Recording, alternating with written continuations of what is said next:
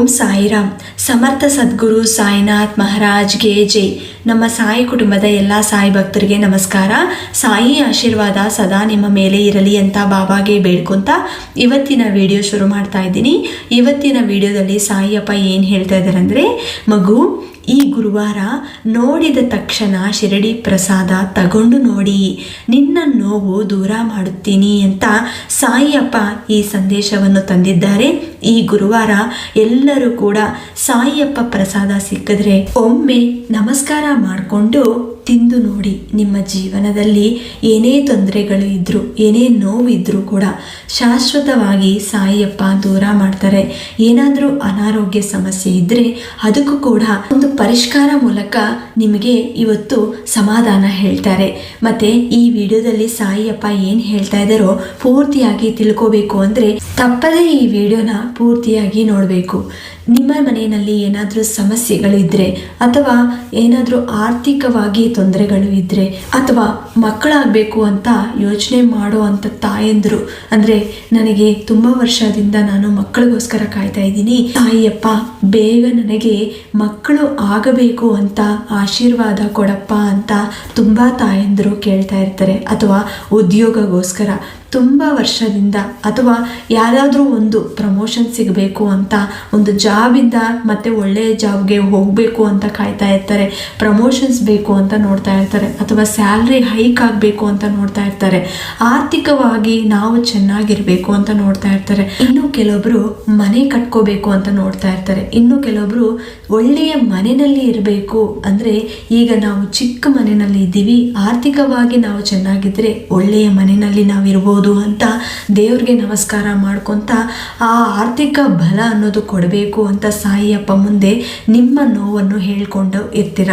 ಇಂಥ ಸಮಸ್ಯೆಗಳು ಏನೇ ಇರಲಿ, ಇದನ್ನು ನೀವು ಸಾಯಿಯಪ್ಪ ಮುಂದೆ ಎಷ್ಟೊಂದು ಸತಿ ಹೇಳ್ಕೊಂಡಿರ್ತೀರ. ಆದರೂ ನಿಮ್ಮ ಮನೆಯಲ್ಲಿ ಏನು ಬದಲಾವಣೆ ಅನ್ನೋದೇ ಕಾಣಿಸಲ್ಲ. ಇಂಥ ಸಮಸ್ಯೆ ನಿಮ್ಮ ಮನೆಯಲ್ಲಿ ಏನಾದರೂ ಇದ್ದರೆ ಖಂಡಿತ ತಕ್ಷಣ ಇವತ್ತು ಸಾಯಿಯಪ್ಪ ಹೇಳ್ದಂಗೆ ಎಲ್ಲರೂ ಪ್ರಯತ್ನ ಮಾಡಿ. ಯಾಕಂದರೆ ನಿಮ್ಮ ಜೀವನ, ನಿಮ್ಮ ಲೈಫ್ ಸ್ಟೈಲ್ ನಿಮ್ಮಿಷ್ಟ. ದೇವರು ಯಾವಾಗಲೂ ಒಳ್ಳೆಯ ದಾರಿನ ತೋರಿಸ್ತಾರೆ. ಆ ದಾರಿಯಲ್ಲಿ ಹೋಗ್ಬೇಕಾ ಬೇಡವಾ ಅನ್ನೋದು ಅದು ನಿಮ್ಮ ಕೈಯಲ್ಲಿ ಇರುತ್ತೆ. ಎಲ್ಲರೂ ಕೂಡ ಅಷ್ಟೇ, ಸಾಯಿ ಮೇಲೆ ಅಷ್ಟೊಂದು ನಂಬಿಕೆ ಇಟ್ಕೊಂಡಿರ್ತೀರ. ಅದೇ ಥರ ಸಾಯಿ ಮೇಲೆ ನಂಬಿಕೆನ ಕಳ್ಕೋಬೇಡಿ.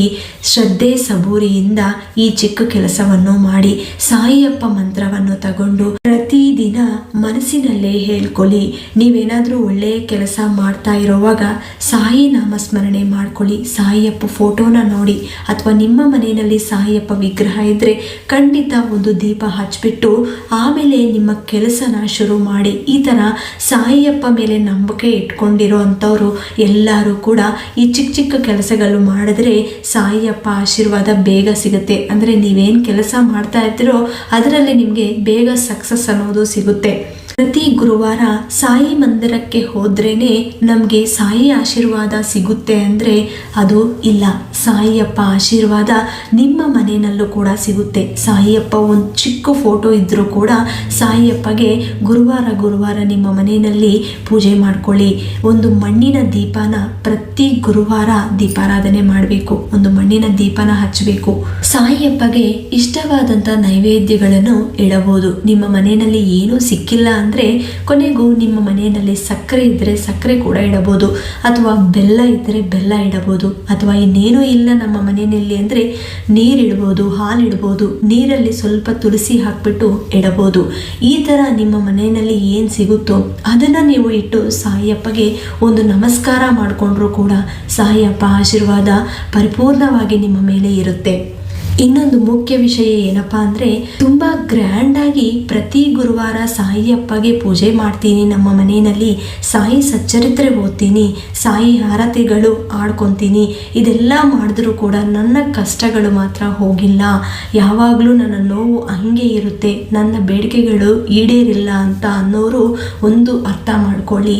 ಸಾಯಿಯಪ್ಪಗೆ ಇದೇನೂ ಬೇಕಾಗಿಲ್ಲ. ಸಾಯಿಯಪ್ಪಗೆ ಒಂದು ನಮಸ್ಕಾರ, ಶ್ರದ್ಧೆ ಭಕ್ತಿಯಿಂದ ನಿಮ್ಮ ಮನಸ್ಸನ್ನ ಅವರಿಗೆ ಸಂಪೂರ್ಣವಾಗಿ ಅರ್ಪಿಸಬೇಕು. ಆವಾಗ ಖಂಡಿತ ಸಾಯಿಯಪ್ಪ ನಿಮ್ಮ ಕೈನ ಬಿಡಲ್ಲ.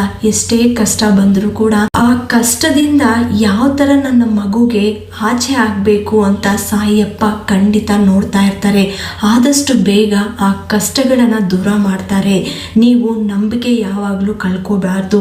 ಕೆಲವೊಬ್ರು ನನಗೆ ಕಮೆಂಟ್ ರೂಪದಲ್ಲಿ ಕೇಳ್ತಾ ಇದ್ದಾರೆ, ನನಗೆ ಮಕ್ಕಳಾಗಬೇಕು ಅಂದರೆ ಯಾವ ಥರ ಪೂಜೆ ಮಾಡಬೇಕು ಅಂತ. ಸಾಯಿಯಪ್ಪಗೆ ಪೂಜೆ ಮಾಡ್ಕೊಳ್ಳಿ. ನೀವು 9 ವಾರ ಮಾಡ್ಬೋದು, 5 ವಾರ ಮಾಡ್ಬೋದು. ನೀವು ಯಾವ ಥರ ಮಾಡ್ತೀರಾ, ಶ್ರದ್ಧೆ ಭಕ್ತಿಯಿಂದ ಸಾಯಿಗೆ ಯಾವ ಥರ ನಿಮ್ಮ ಮನಸ್ಸನ್ನು ಅರ್ಪಿಸುತ್ತೀರೋ ಅದೇ ಥರ ಅಷ್ಟು ಬೇಗ ಸಾಯಿಯಪ್ಪ ನಿಮ್ಮ ಬೇಡಿಕೆನ ಈಡೇರಿಸುತ್ತಾರೆ.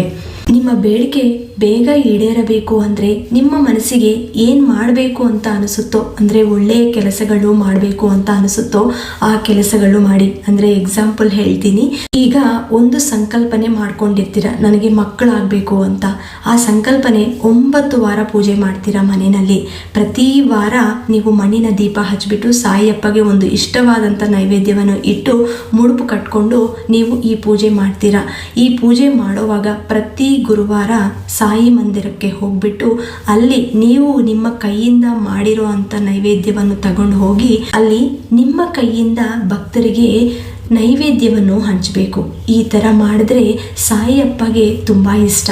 ಈ ಥರ ನಿಮ್ಮ ಸಂಕಲ್ಪನೆ ಮಾಡ್ಕೊತ ಏನಾದರೂ ನಿಮ್ಮ ಬೇಡಿಕೆ ಏನೇ ಇರಲಿ ಅದನ್ನು ಹೇಳ್ಕೊತ ಈ ಪೂಜೆನ ಮಾಡಿದ್ರೆ ಖಂಡಿತ ಭಕ್ತಿಪೂರ್ವಕವಾಗಿ ಸಾಯಿಯಪ್ಪ ನಿಮ್ಮ ಕನಸನ್ನ ಬೇಗ ನೆನಸು ಮಾಡ್ತಾರೆ. ಮತ್ತು ಈ ವಿಡಿಯೋದಲ್ಲಿ ಹೇಳ್ದಂಗೆ ಎಲ್ಲರೂ ಪ್ರಯತ್ನ ಮಾಡಿ ನೋಡಿ. ನಿಮ್ಮ ಸಂಕಲ್ಪನೆ ಏನೇ ಇರಲಿ ಸಾಯಿಯಪ್ಪ ಪಾದಗಳೇ ಮುಂದೆ ಇಟ್ಟು ನೀವು ಸಾಯಿಯಪ್ಪ ಆಶೀರ್ವಾದ ಇವತ್ತೇ ತಗೊಳ್ಳಿ. ಈ ವಿಡಿಯೋ ಇಷ್ಟ ಆಯಿತು ಅಂದರೆ ನಮ್ಮ ಸಾಯಿ ಭಕ್ತರಿಗೆಲ್ಲರಿಗೂ ಶೇರ್ ಮಾಡಿ, ಲೈಕ್ ಮಾಡಿ.